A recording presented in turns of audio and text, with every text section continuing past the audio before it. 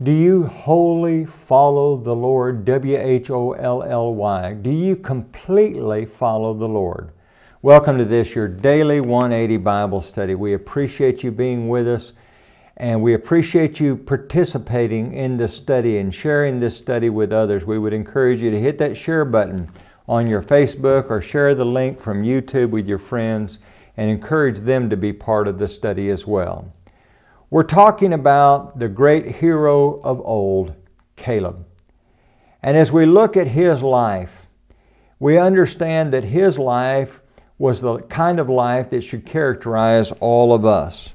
In Joshua chapter 14, he remembers, he's talking to Joshua and he says, Joshua, you remember, I remember that day when we spied out the land. We came back, we gave a report to the people, and we knew we could take it. We read about that in Numbers 13.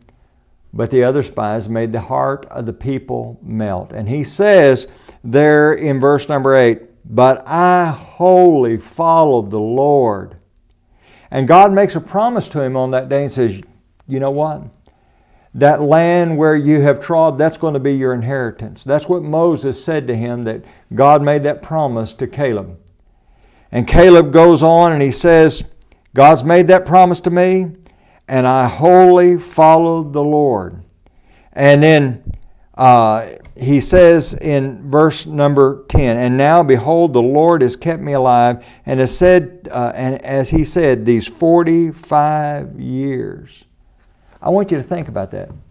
Caleb has waited 45 years for this moment. He's waited 45 years to take possession of his land.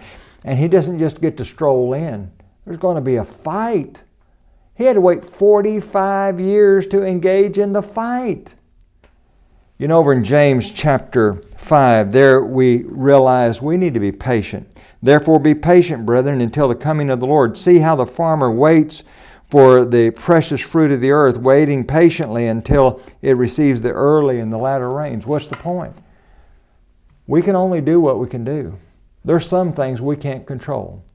We can control ourselves.